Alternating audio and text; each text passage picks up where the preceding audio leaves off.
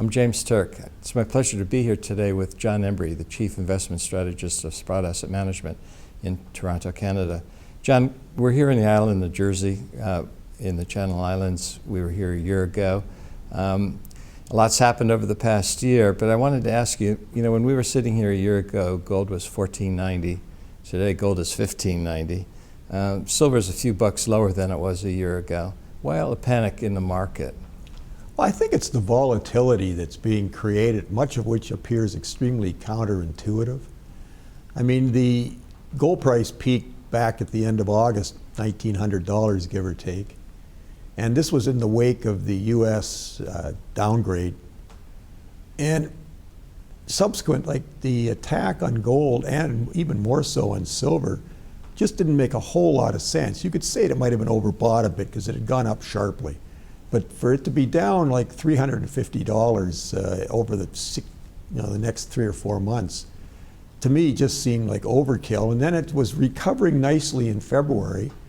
And then we had what they called the leap day slaughter. And it was $17.80 at that point. And suddenly they drove it down as low as $15.25. And in the wake of terrible news coming out of Europe, and just a generally very positive backdrop in a normal circumstance for gold, and yet the price acted terribly.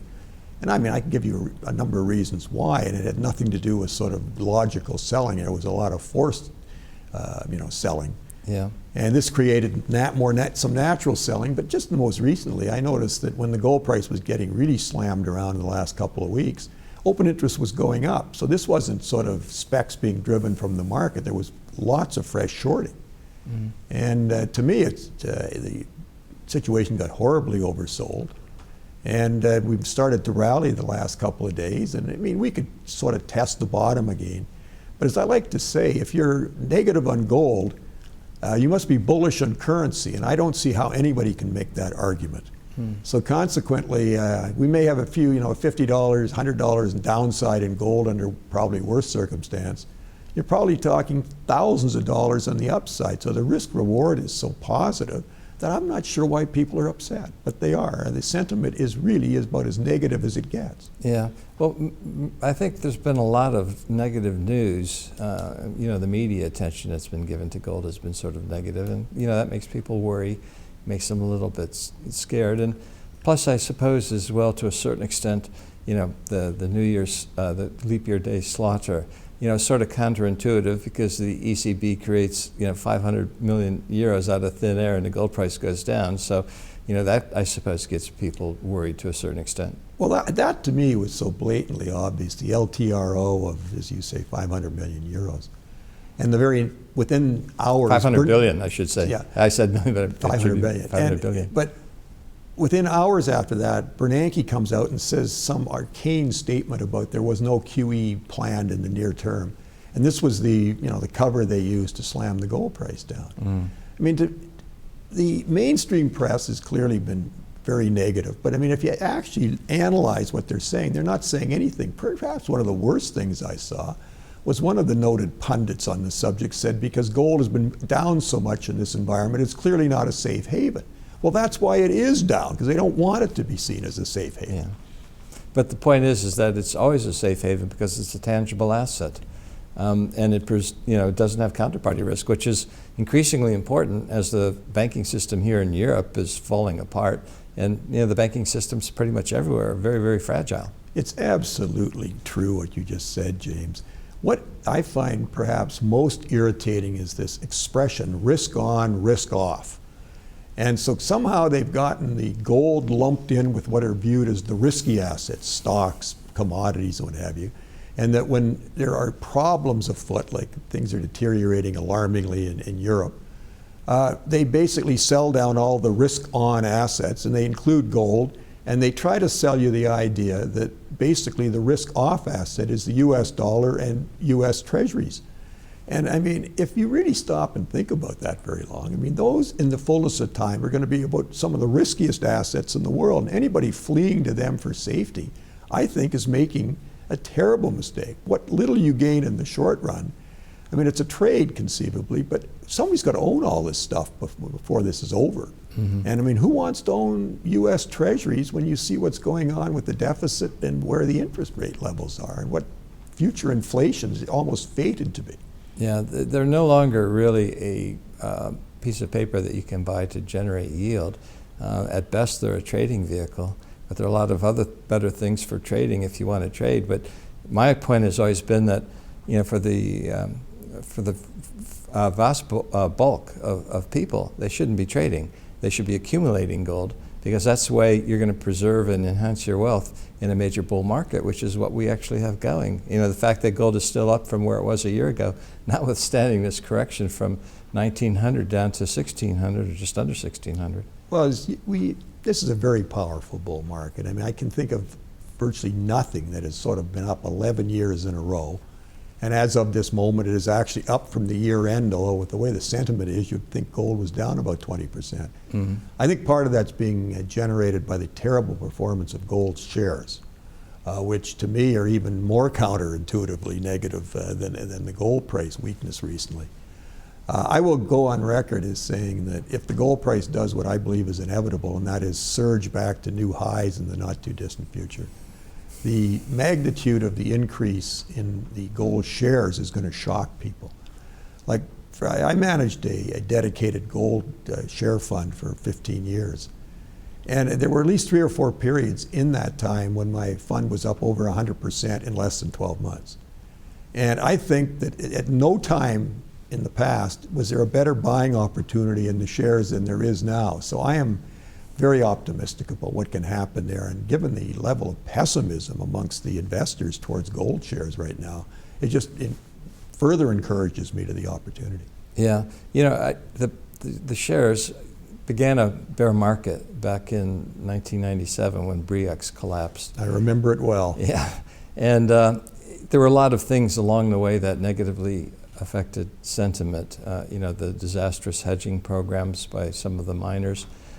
People are saying, why should I buy shares if they're just going to, sell forward revenue and leave their expenses unhedged and ultimately get into trouble?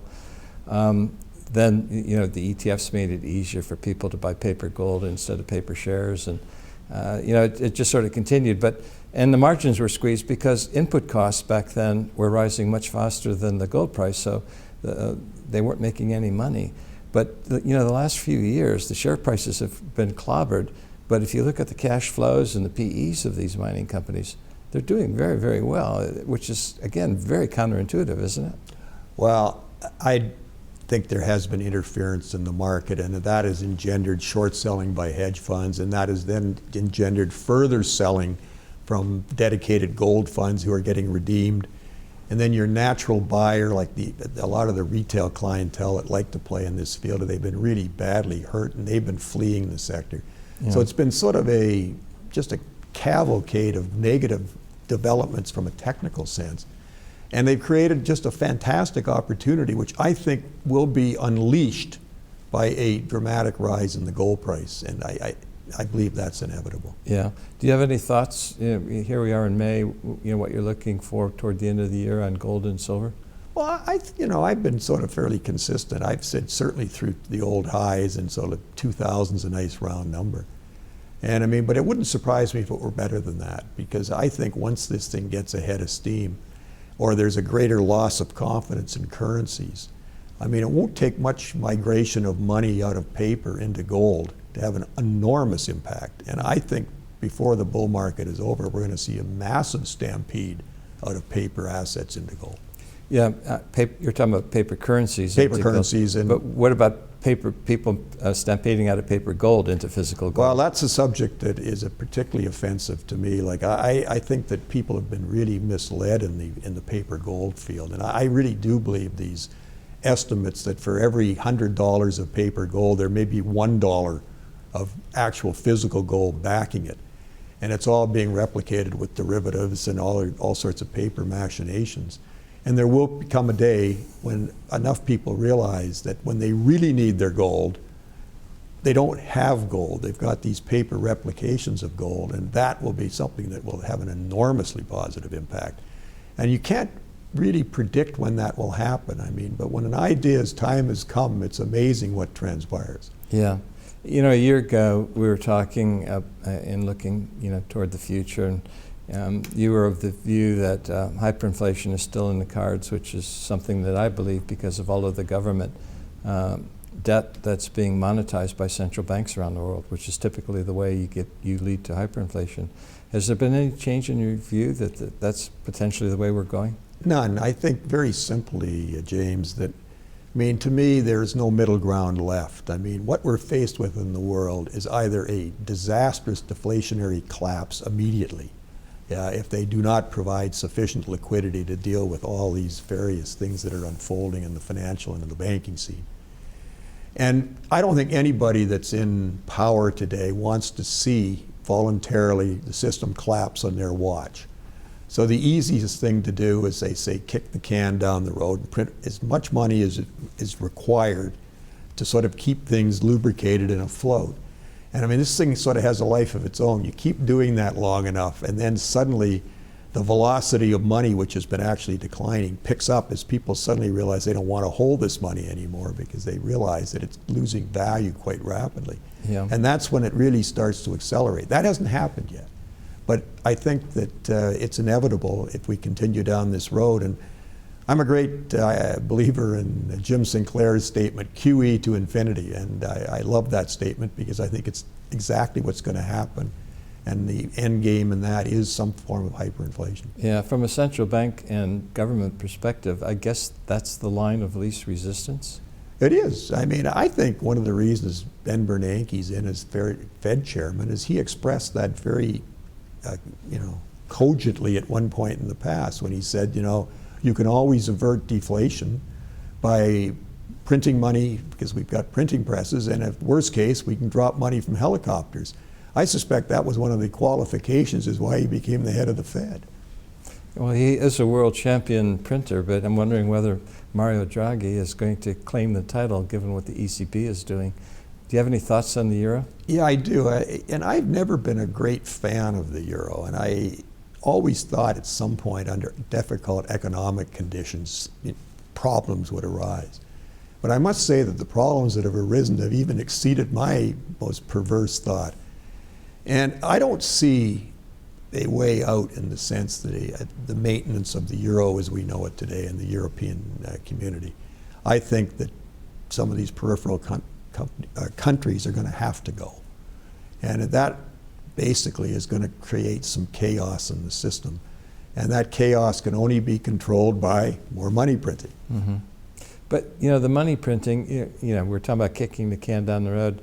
A couple of months ago, I was being interviewed on King World News, and I said to Eric King that the can is now a 210 boulder, but they're still kicking it.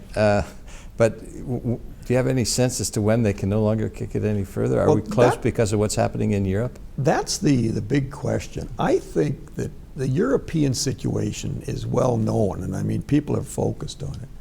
I think a catalyst may turn up in some place you're not looking. I mean, I think the U.S. situation is worse than acknowledged because I do not believe there's any vitality in the U.S. economy.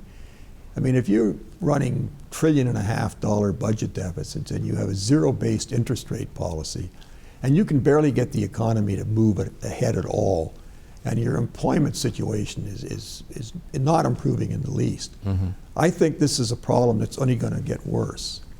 And then but that's maybe too obvious too. I mean, I think one that may catch people by surprise, I am not bullish at all in the prospects for China in the near term. I think that this idea that they can just turn a lever and the economy is going to pick up again is wrong. And I don't pay any attention to the GDP numbers they announce, whatever. I watch what they consume. And if you see when there's cement consumption, their electricity consumption, it's going down. And that to me is more of an indicator of sort of where their economy's headed. And I think something going on that front will force them to print a great deal of money. And it's going to be kind of like a global Weimar will start to unfold. And at some point that's going to catch the market's attention. Yeah, if Keynesianism doesn't work in Europe, it's not going to work in China or the United States at this stage when all of the governments are over leveraged, and the Chinese government is over leveraged as much as all of the others. Of course it is. And their banking system, if you look closely at it, it's no better than some of the banking systems in Europe. In some respects, it's even worse because it's been more politicized. A lot of Chinese government state-owned industries, have received, instead of subsidies from the government, soft loans from the Chinese banks. No question. And there's a lot of doubtful loans, on the books of the banking system, which actually brings up a point that is a little bit chilling in the sense that, there are problems all over the place. We're talking about a global problem, not just an isolated problem in Europe or one country or this country. It really is a global problem, isn't it? It is a global problem. And I would add, although I think the probability is highly in favor of sort of some hyperinflationary end, if they make a mistake and they sort of try to practice a little too much austerity, or they're not forthcoming quick enough with liquidity, they could trigger a deflationary event, and those are hard to turn around once they get underway. Mm-hmm. But gold is a great asset in either periods of strong deflation or mounting inflation. So that doesn't disqualify gold as the asset you want to hold. Where you don't want to own gold is like the period we had in the United States between 1980 and 2000, where we had the disinflation era, where financial assets did fantastic and they were basically too much competition for gold. Yeah. That is not the case today. I mean, I find it when people say, well, sell gold, my response is, well, what am I going to buy? I don't like the stock market. The bond market is, in my opinion, the bubble in the world. It's grossly overpriced. Yeah. And the ones that are bearing high interest rates, they're going to default. So to me, gold just stands out like a sore thumb. And silver. When I use the word gold, I mean silver, which may have more upside because of its high beta in relation to gold in a rising market. Right. But to me, precious metals, particularly after the price takedown that we've seen over the last 8.5 months, are a fantastic opportunity. And this is what people should be exulting over, the opportunity to buy this stuff so cheap at a time when the fundamentals for it are improving daily. Yeah, what I've been recommending, consistently now since I've started Gold Money, over 10 years ago, is that you just every month or every other month or every quarter, just accumulate, put buying gold into your household budget, because when you're buying gold, what you're basically doing is you're saving sound money, and everybody needs savings. That's how the capitalist system works, to protect for a rainy day, retirement, or to purchase some consumer good in the future. Just keep accumulating gold. And when you're doing it over a long period of time, you're ultimately averaging in at what will be an attractive price by the time this bull market is over.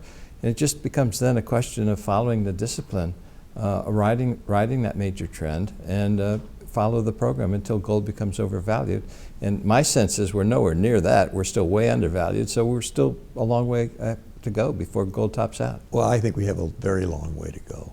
But more importantly than that, I think when this ends, I suspect that gold will be reintegrated into the system in some way.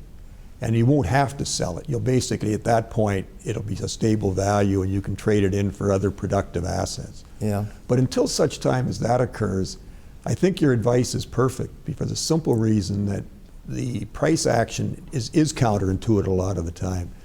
And if you just keep buying, particularly the periods of weakness, I would even go one step further and I would sort of step up my buying in periods of obvious weakness.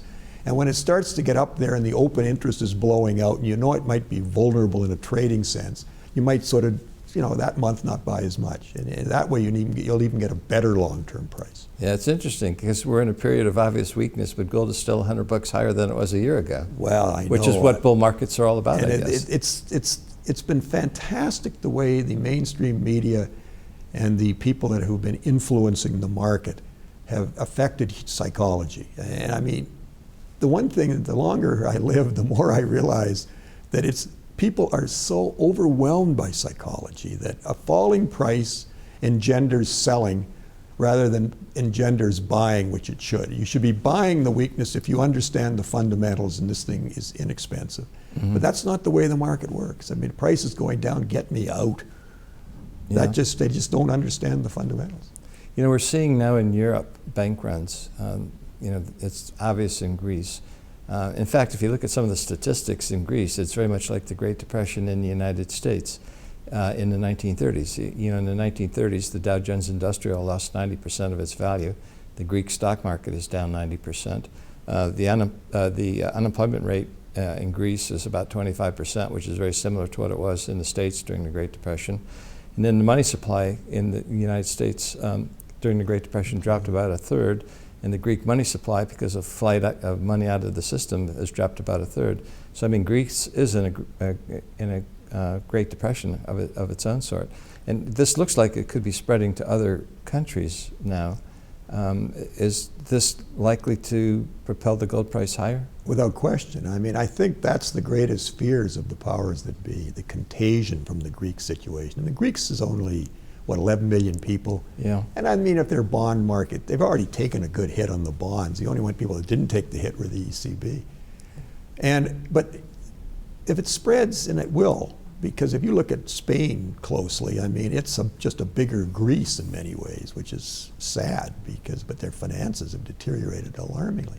Mm. Well, that would have a much greater impact. And then with Hollande being elected in France, and his sort of idea that, you know, he's made promises to the public that austerity's not on the table.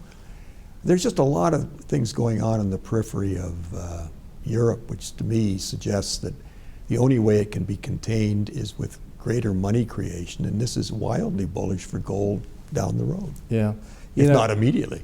You made an interesting comment before about gold coming back into the system, and it's something that I believe. You know, when this cycle in gold is finally over, you're not going to sell your gold; you're going to spend it. Mm-hmm. Meaning that gold is going to return as a form of currency. It's going to return to its rightful and traditional role at the center of global commerce. But it's only going to do that with governments kicking and screaming because they don't want to give up the power of being able to create money out of thin air. Well, you're absolutely right. This will not be voluntary, but what will happen, in my opinion, is the fiat currency system that we've currently had, pure fiat system since 1971 when Nixon closed the gold window, I believe is on its last legs. And the public will not accept, after they see what happens to their money and their bonds and everything, they won't accept money that doesn't have some backing like it has many times in history. And I think obviously part of that backing will be gold. So to me, it's inevitable that it will be put back into the system. I don't think we'll have a pure gold standard again, but I do believe currency will be back. Maybe it's a basket of commodities, maybe it's gold and something else, but I do believe that before this is all over, that's the route we'll go. So I don't worry about having to sell gold this time like you did at the end of the bull market in the 70s, because there's no way that a Volcker is going to come along and raise interest rates, because the economy and the financial system would collapse. Yeah, along with many of the banks. Absolutely. The banking system would be absolutely devastated. And another issue that it doesn't get wide publicity, but it should, and it just came to the surface with this most recent JP Morgan fiasco, is derivatives. Yeah. And I mean, the derivatives have just permeated the entire banking system. And they're not being accounted for correctly. I mean, profits are being taken, but the losses are being buried on the books with phony valuations and what have you. And so consequently, I think the banking system is actually in worse shape than is being acknowledged. Yeah, given the size of the derivatives. Well, you're talking a quadrillion, really. They've sort of, Bank of International Settlements changed the definition, the way they define it, and said it's only 700 trillion. But these numbers are preposterous. Yeah. Because, I mean, they're 10, 15, 20 times world GDP. That's just sitting on top of an over-leveraged banking system. Yeah, and like we saw in 2008, all you needed is one bank to go under or one insurance company to go under. That was a major player in the derivatives market, and you end up with big holes in the balance sheets of a lot of other companies. Well, that's what bothers me about the JP Morgan sort of revelation. I mean, $2 billion, which was the initial hit, is in some ways a rounding error to JP Morgan, considering the size of their book, the size of their profits, et cetera. Why did they choose to come public with this and have their CEO, Diamond, just castigated by everyone for this? So to me, this may be just the tip of an iceberg. It troubles me. Is today like 2008 when we saw a financial collapse? A number of big houses were brought to their knees? I think the conditions may actually be worse, but they can go to school in the experience and what happened in 2008. So my suspicion is they will throw caution to the wind, and they will make sure that there's liquidity provided and no significant player will be allowed to fail.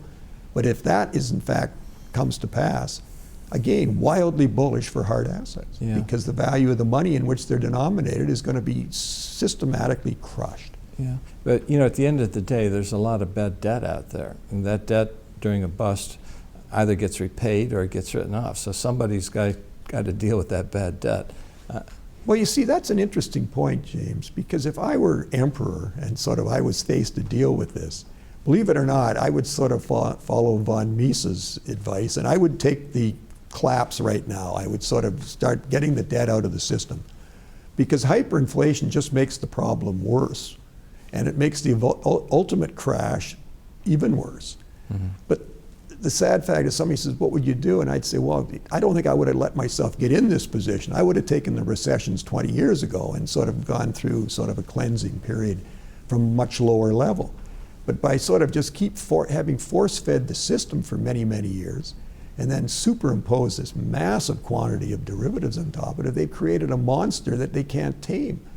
And there's a great saying that I've always believed in, generally men can control the events, but at some points in history, the events become so massive and monumental that the men can't control them. I believe in a financial sense we're there.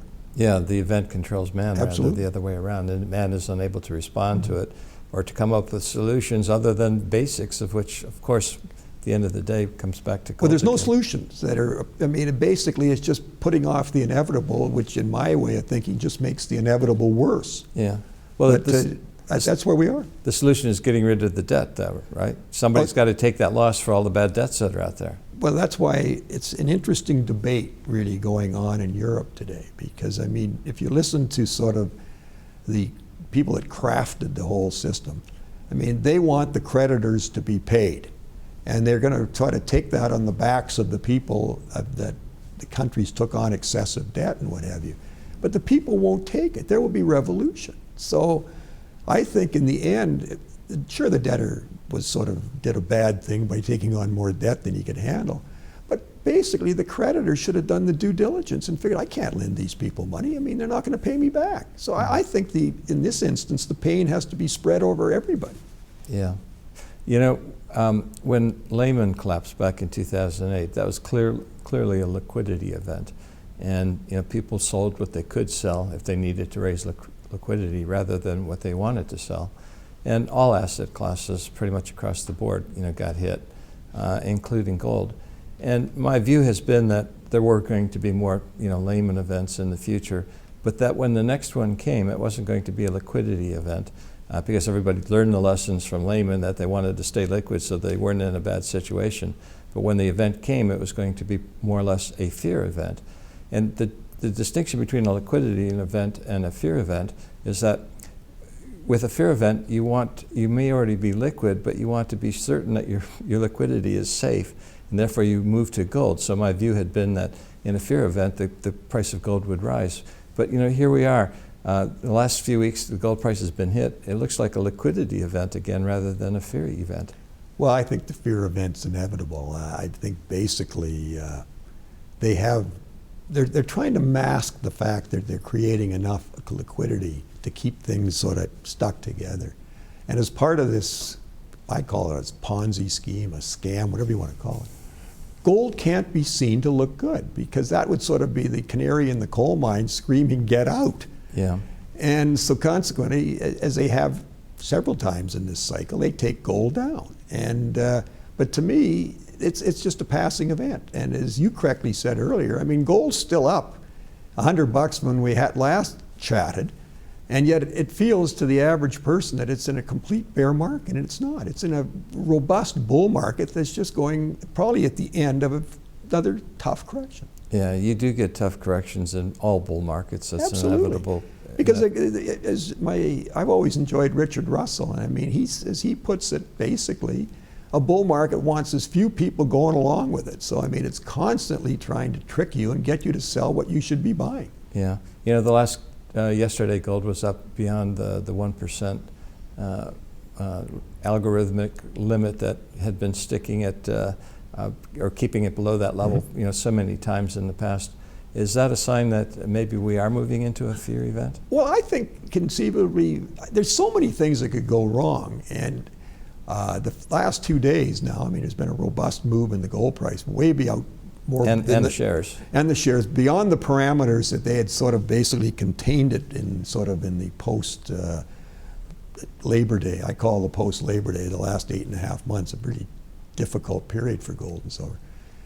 And the fact that it's starting to rally robustly here is, a positive sign. But I, quite frankly, won't be totally comfortable till gold has like $100 or $150 up day, because that's when I will be convinced that they basically aren't continuing to interfere in the market. That's when the event is too big for man to control. The event takes over, and fear, as you say, basically is rampant, and people just say, get me out of this paper, and I want something that's a long-term, stable source of value. Yeah, and that will come someday, but nobody can predict the future. I think it's going to come sooner than most people think. I mean, basically, this takedown has been so violent and the sentiment's so poor and the market's so clean that if we get something that would trigger a fear event, like something really awful going wrong in the economic or financial scene, and there's so many potential triggers, that I think it could set it off very quickly. Yeah, I made the point just a couple of minutes ago about yesterday, gold was up big, but the shares were up big, even though the stock market itself tanked. I like to see that kind of a divergence, because if the shares were overvalued, the mining shares I'm speaking about here, if the mining shares were overvalued, they probably would have been tanking along with the general stock market.